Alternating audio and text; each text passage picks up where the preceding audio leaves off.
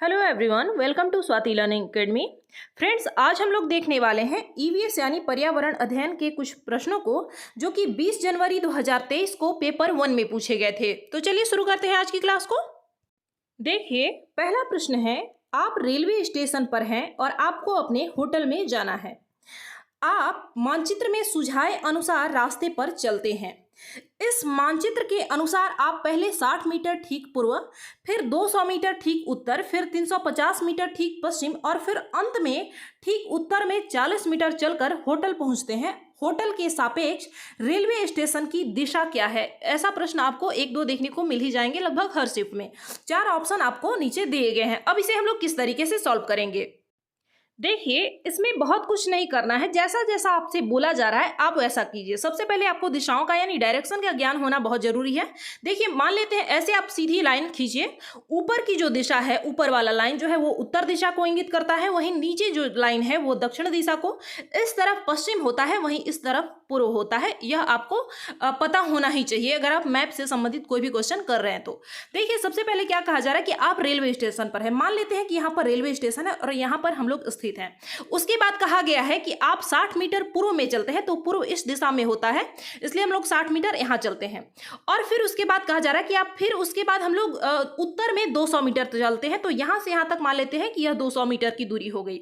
उसके बाद कहा जा रहा है कि आप उसके बाद लगभग 350 मीटर आप पश्चिम दिशा में चलते हैं, तो यहाँ से पश्चिम दिशा हमारा क्या होगा? इस तरफ होगा, तो हम लोग 350 मीटर चले। उसके बाद कहा जा रहा है कि फिर अंत में यानी लास्ट में आप उत्तर की ओर 40 मीटर चलते हैं, तो 40 मीटर चलकर हम लोग यहाँ पर पहुंचते हैं और यहाँ मान लेते हैं कि यहाँ हमारा होटल है। अब आपसे यह पूछा जा रहा है कि इस होटल के सापेक्ष यानी यहाँ से प्रारंभ करके इसके सापेक्ष रेलवे स्टेशन की दिशा क्या है? दिशा यानी डायरेक्शन क्या है, यह वो आपसे पूछा जा रहा है। तो देखिए, क्योंकि हम लोग नीचे की ओर आ रहे हैं तो दक्षिण तो होगा ही, साथ ही साथ यह कौन सी दिशा है? यह पूर्व ही है, यानी दक्षिण और पूर्व दोनों होगा, यानी दक्षिण पूर्व इसका सही आंसर होगा। तो जैसा कि अभी हमने इसे मैप की सहायता से सॉल्व किया, तो दक्षिण पूर्व यानी ऑप्शन नंबर 3 इसका सही आंसर होगा। दूसरा प्रश्न है, मीना दौड़कर छत के ऊपर चांद देखने के लिए जाती है। किस त्योहार को मनाने के लिए, यानी किस त्योहार को मनाने के लिए वो गई है, यह आपसे पूछा जा रहा है। 4 ऑप्शन है। ऑप्शन फर्स्ट है नुआखाई, सेकंड है पोंगल, थर्ड है करवा चौथ और फोर्थ है वसंत पंचमी। अब देखिए, करवा चौथ को कौन नहीं जानता? लगभग सभी लोग जानते हैं कि करवा चौथ में चांद का महत्व ज्यादा होता है, उसी को देखकर मनाया जाता है यह त्योहार, इसलिए ऑप्शन 3 इसका सही आंसर होगा। और कंफ्यूजन कहाँ होता? जब इसमें ईद जैसा कुछ भी और देखने को मिलता, तो वसंत पंचमी क्या है? यह तो सरस्वती पूजा इस दिन होता है, तो इसमें चांद की बात की गई है, इसलिए ऑप्शन 3 इसका सही आंसर होगा। अगला प्रश्न है, एक लड़का सूरत से नागरकोइल जाने के लिए 3 सितंबर 2022 को ट्रेन में सवार हुआ। ट्रेन सूरत से इतने बजे चली और 5 सितंबर 2022 को 4:45 बजे नागरकोइल पहुंची। यदि इस समय अंतराल में ट्रेन द्वारा चली गई दूरी 2119 किलोमीटर है, तो ट्रेन की औसत चाल क्या है? मतलब एवरेज स्पीड आपसे ट्रेन की पूछी जा रही है कि वो कितनी है।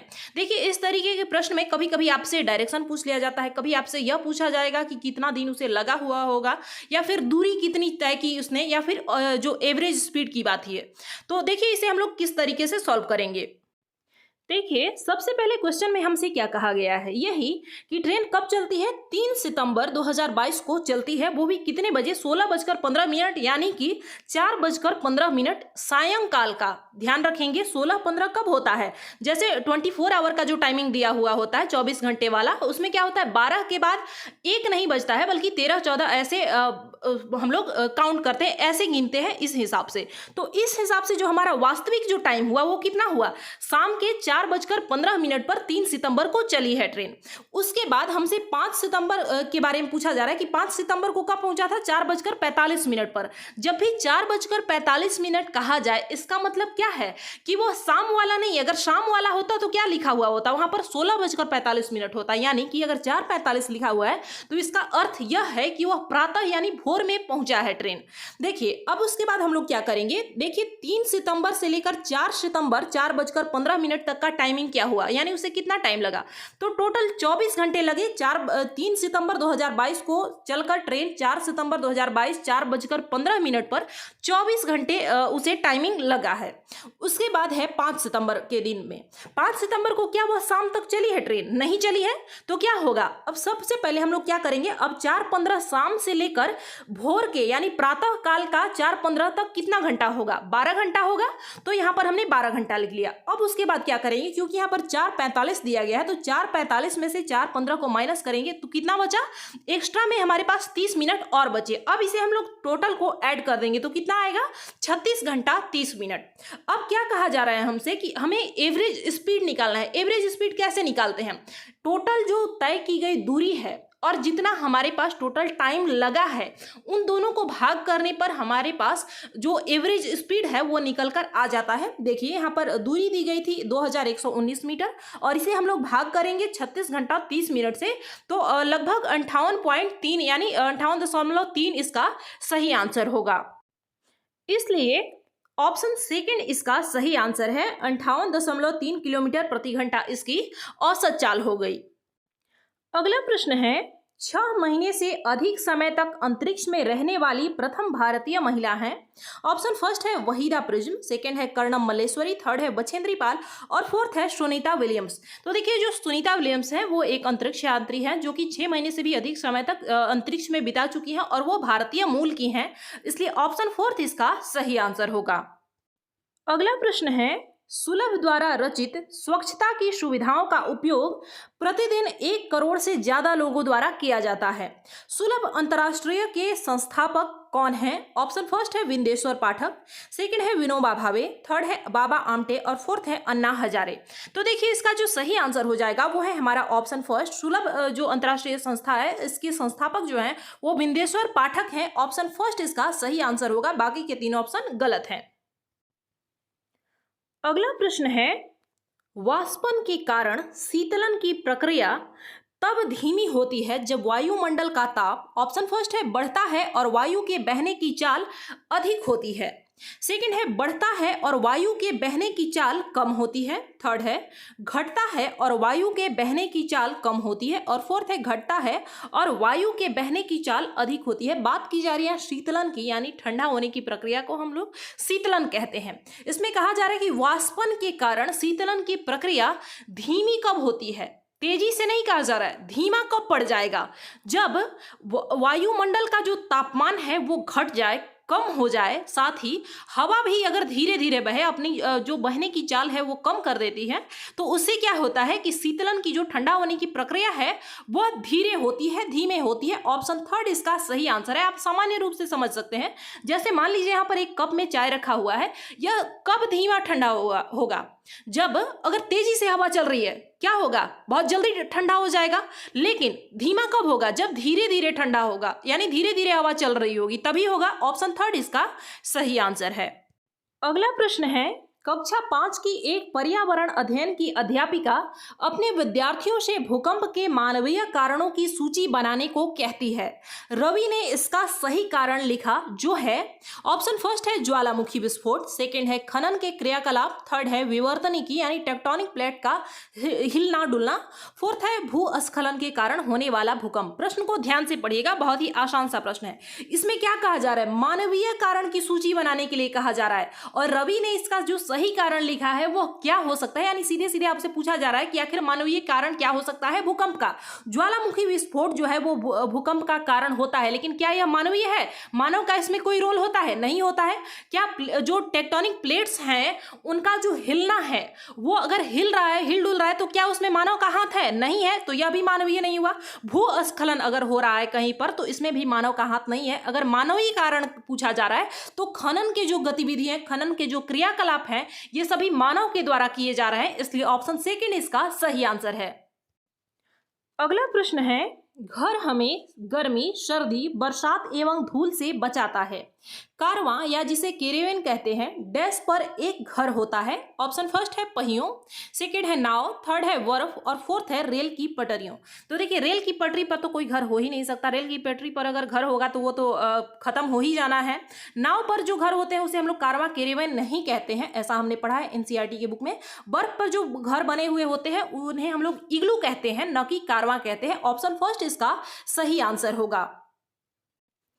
अगला प्रश्न है, निम्नलिखित में से भारत के केंद्र शासित प्रदेशों का युगल चुनिए। युगल यानी जोड़े में कौन सा ऐसा जोड़ा है जो कि केंद्र शासित प्रदेश है भारत का। ऑप्शन फर्स्ट है नागालैंड और मिजोरम, सेकंड है त्रिपुरा और झारखंड, थर्ड है झारखंड और चंडीगढ़, फोर्थ है लद्दाख और जम्मू और कश्मीर। तो देखिए चंडीगढ़ जो है वो केंद्र शासित प्रदेश तो है, लेकिन क्या झारखंड है? नहीं है। और यहाँ पर युगल चुनने की बात की जा रही है, इसलिए ऑप्शन फोर्थ इसका सही आंसर है। लद्दाख और जम्मू कश्मीर जो है वो भारत के केंद्र शासित प्रदेश हैं।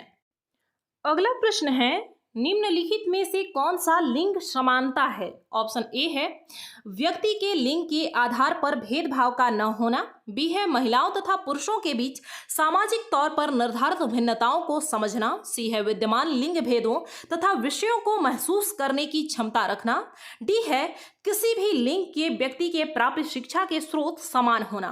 देखिए यहाँ पर लिंग समानता की बात की जा रही है, तो इसका मतलब यह है कि व्यक्ति के लिंग के आधार पर, चाहे हमारा जेंडर कुछ भी हो, चाहे स्त्री हो पुरुष हो, सब हो, किसी को इस आधार पर भेदभाव न किया जाए उनके साथ, तो यह क्या होगा? ऑप्शन ए सही होगा। वहीं अगर हम लोग बी की बात करें तो इसमें कहा जा रहा है कि सामाजिक तौर पर जो निर्धारित है उनकी भिन्नता को समझना। यह समाज द्वारा बनाए गए नियम ही तो सामाजिक जो लैंगिक रूढ़िवादिता कहलाते हैं कि ये नहीं करना है, महिलाओं को ये नहीं करना है, पुरुषों को ये नहीं करना है, तो यह गलत होगा। यह लैंगिक समानता की बात नहीं है। साथ ही कहा जा रहा है कि जो विद्यमान लिंग भेद हैं उनके विषयों को महसूस करना, तो महसूस नहीं करना है, क्योंकि कोई भी जो जेंडर है इसे किसी एक काम से बांध देना सही नहीं होता है। आप नहीं जान सकते हैं, निर्धारित नहीं कर सकते हैं कि कोई किसी व्यक्ति में कितनी क्षमताएं हैं, वो क्या कुछ कर सकता है। और आज महिलाएं क्या कुछ नहीं कर रही हैं और पुरुष भी साथ में कर रहे हैं, ऐसा नहीं कि पुरुष कमतर हैं। तो दोनों के बीच समानता की भावना होनी चाहिए। ऑप्शन सी भी गलत है। ऑप्शन ए और डी सही है कि किसी भी लिंग के व्यक्ति की प्राप्त शिक्षा, यानी चाहे वो महिला हो पुरुष हो, उन्हें जो शिक्षा प्रदान की जा रही है वह दोनों का स्रोत समान हो, यानी एक समान शिक्षा प्रदान की जानी चाहिए। ए और डी इसका सही आंसर है, जो कि ऑप्शन डी में दिया गया है।